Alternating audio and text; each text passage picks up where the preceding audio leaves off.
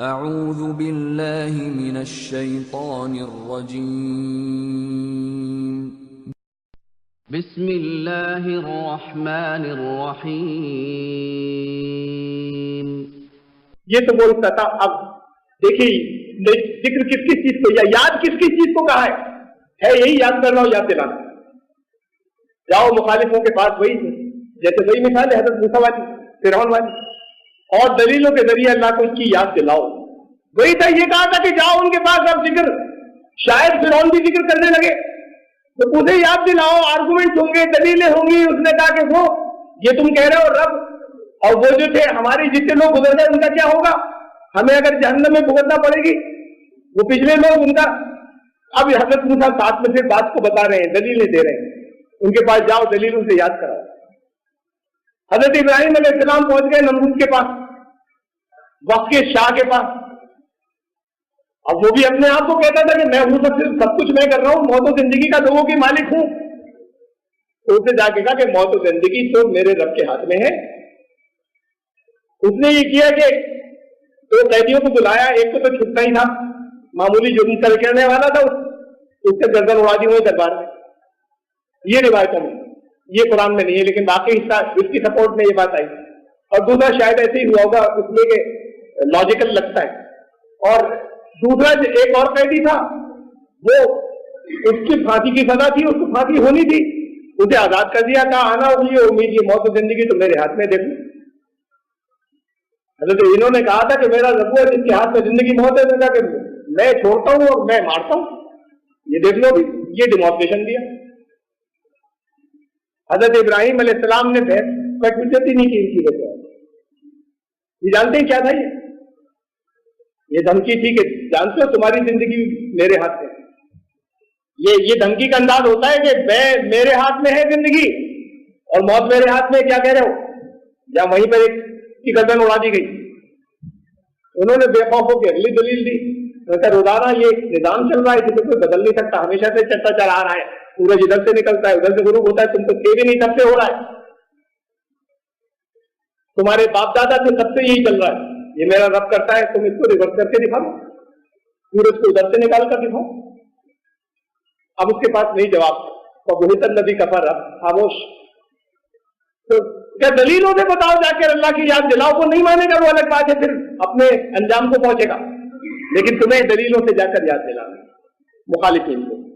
یہ میں نے وہیں سے مثال لی جو ابھی آپ کے سامنے آ چکی کہ حضرت موسیٰ علیہ السلام نے کہا کہ میرے ساتھ بھائی کو کر دیے، وَنَذْكُرُكَ كَثِيرًا، ہم خوب ذکر کریں گے، یعنی ہم یاد دلائیں گے جا کر اچھے طریقے سے اللہ کی ساری دلیلوں کے ذریعے۔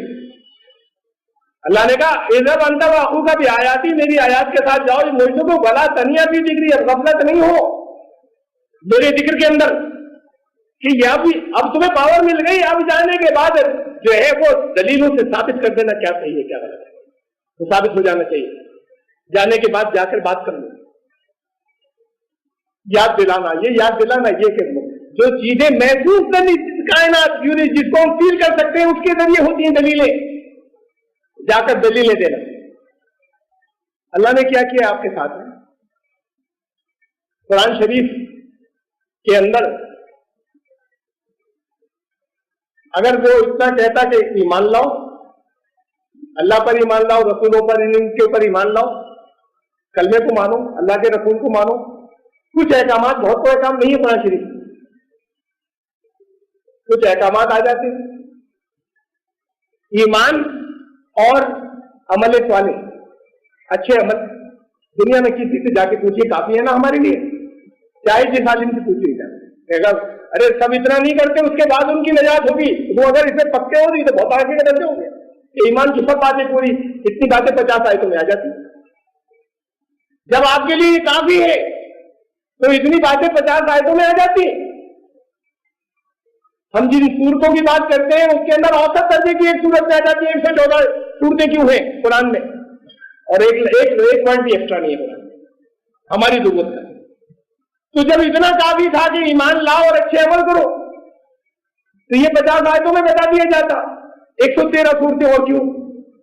یا ہم پاروں کی تقسیم تو بات کی ہے، لیکن یہ تو چوتھائی پارے میں آ جاتا ہے جسے ہم پارا کہتے ہوتے، تو یہ 30 پارے کیوں؟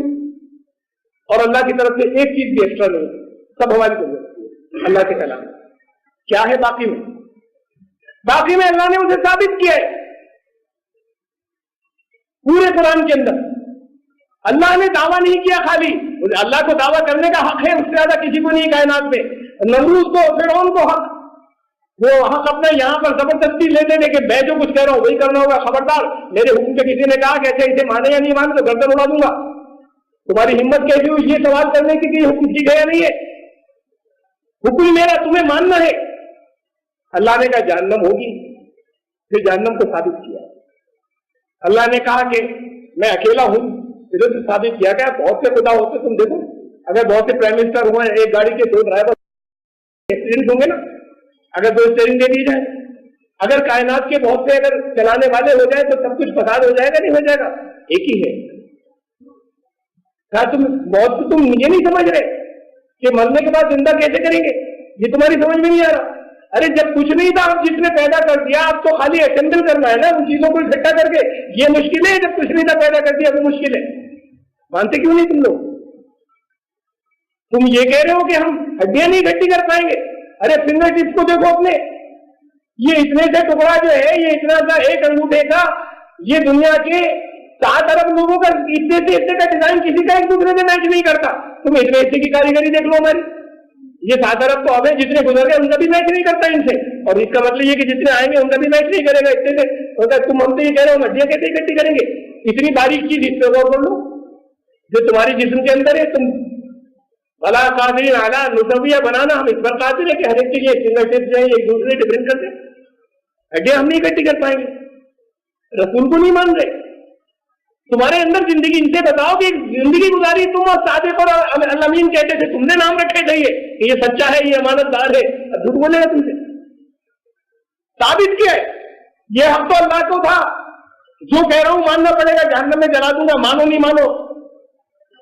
خالی دعویٰ نہیں کیا اللہ نے, اپنے دعوے کو ثابت کیا ہے. کہیں تاریخ پچھلی دوہرائی کہ دیکھو پچھلی قوموں نے کیا تھا, کیا ہو گیا ان کا, وہ تاریخ تو تم خود نکال لو, دیکھو نا.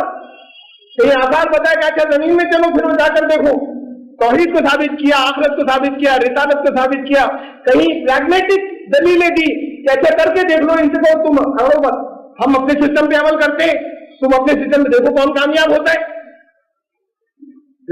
کہیں پر پریگمیٹک دلیل ہے, کہیں پر یہ کہا کہ یہ بتایا کہ دیکھو پچھلی قوم. یہ ساری چیزیں جو ہے باقی قرآن اس کی تفصیل ہے پوری. دعویٰ نہیں کیا اللہ نے, دعویٰ کرنے کے تم بہتا مان نہیں مانتے, جہنم میں جلاؤں گا.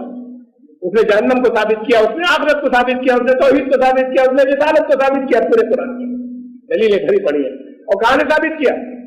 اسی محسوس کائنات جسے ہم فیل کر سکتے ہیں. دلیلیں سب یہیں سے نکالی ہے جسے ہم دیکھ سکتے ہیں.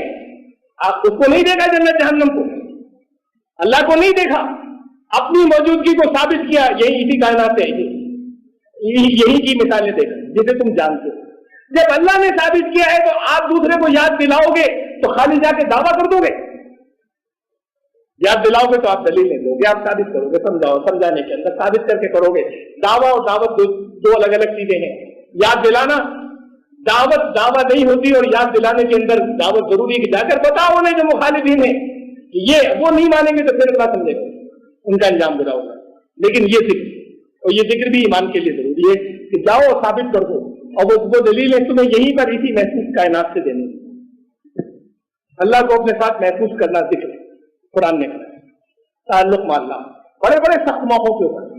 میں نے مثال دی تھی کہ اندھیرے میں, تنہائی میں, کوئی سناٹے میں چلا جا رہا ہوں رات کے وقت میں, وہ اندھیرا, اندھیری رات, بدلی بھی ہے اور اماوس کی رات ہے اور جنگل ہے, دور دور تک بستی نہیں. اچھا انسان ڈر جائے گا اگر اکیلا ہوگا, اور اس میں اگر کوئی بچہ ساتھ میں ہو تو ڈر کم ہو جاتا ہے.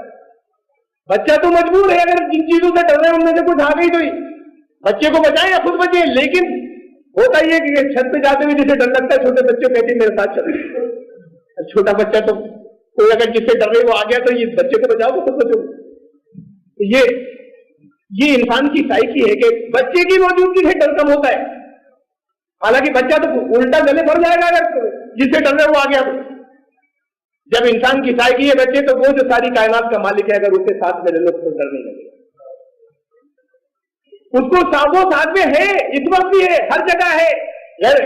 ہندو کے ساتھ میں بھی ہے, کمیونسٹ کا ملک جو خدا کو نہیں مانتا اس کے ساتھ بھی ہے، اس کو ساتھ کا احساس نہیں، آپ کو بھی ساتھ کا احساس نہیں، اس لیے اور اس لیے ڈر ہے، اس لیے ڈپریشن ہے، اس لیے انسرٹینٹیز ہیں، اس لیے بے چینیاں ہیں، ساتھ کا احساس نہیں۔